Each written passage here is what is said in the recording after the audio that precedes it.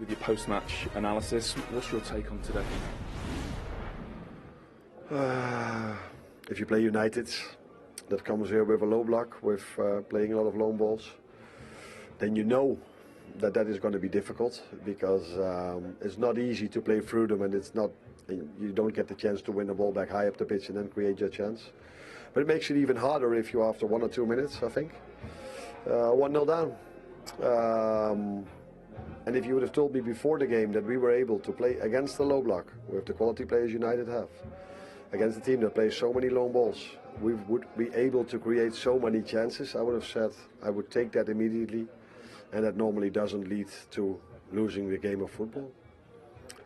But we did, because we missed a lot, and the few chances we've conceded led to 2 goals conceded, were again a set piece.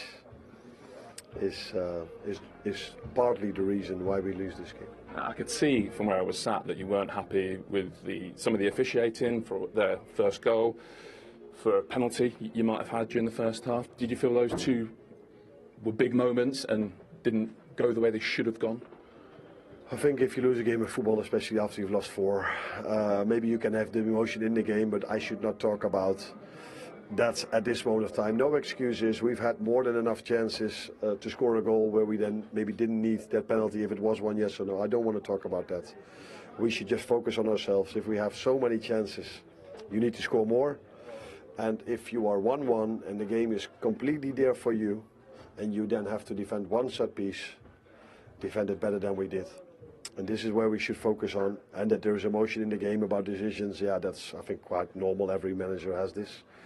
But I should not talk about this after the game. Is that pattern a concern? Getting yourselves back into a game, getting level, and then losing it late on? Nah, it happens us 3 times in a row. So yeah, we've made many offensive substitutions to turn the game around, and I think I wouldn't say that worked, but in the end we've created a lot of chances throughout the whole game, but mainly after the substitutions were made.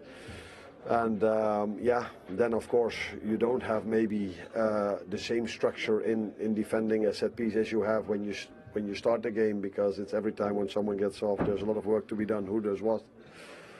But sometimes it's then not about who does what, it's just about making sure you don't concede. But our mindset in that moment of time is maybe only on scoring, because we think we deserve to win the game, and we forget that in the I don't know if we forget, but it comes across like that we forget this 1 or 2 single moments where we have to defend. Just tell us about some of the changes you made, because you were really kind of aggressive in terms of trying to affect the game from the touchline. What was your thinking, just trying to kind of overload that low block? I think before that already we've created enough chances to score a goal. Cody Gakpo twice on the post in the first half. Alexander Isak 1-on-1 to the goalkeeper. And I think if I look it back, I maybe forget 1 or 2 chances. And in the second half, we started off quite well, in my opinion. But yeah, if you have so many good players on the bench, you can better use them, especially if they are offensive. And then you take the risk, because that's... People might say, yeah, you've conceded 1 or 2 extra chances apart from the goal as well. Correct, that's what we did. But that's also what we need to do. If you're 1-0 down, you have to take more risk than when you're 1-0 up. So if I take that into account, that we every time have to fight back and then see the amount of chances we concede, I cannot be too negative about that. But defending in the set piece, if you are 1-1, that happened to us at Palace, that happened to us today, that we have to do much better. But again, a lot of impact from the players that came on. But that's also because of the effort we put in the first half. So we have 60-65% ball possession. The other team has to run a lot. A lot of players had to go off from United because they were tired. But yeah, end result, lost 2-1. Yeah, and it is 4 defeats in a row. How have you ended up as the league's champions in this downward spiral, and how difficult a moment is it for you and the team? It is a difficult moment because you know how it works in football. If you lose a game of football, if you lose 2, 3 or 4, the main thing is that the players need to keep believing in each other, and what we are doing is good. So if you play a game like this, I think they will be in the dressing room saying, what an amount of chances we had. But you can play a next game maybe where you don't create as much, and this is always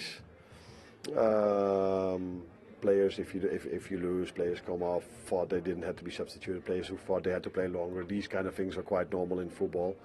But what I see at this moment of time at Liverpool is that they're all very involved.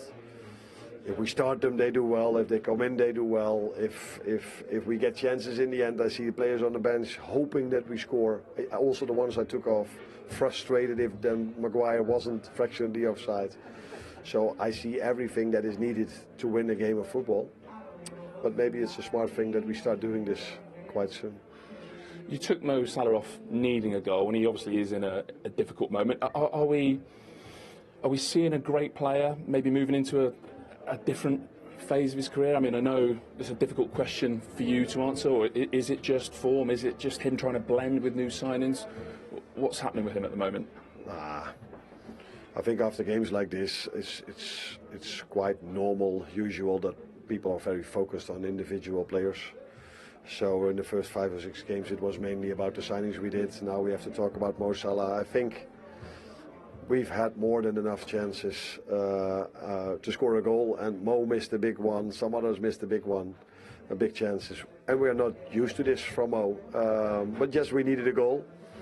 But yes, we also needed maybe a player that could create something in that end phase, and that's what Jeremy did. He came in, had a great action, cross to Cody, and when we would have been 3-0 up, I think Cody would have scored that one, but I cannot guarantee this. But so, like I said, every player has tried everything, but it didn't work out for us. Thank you. You're welcome.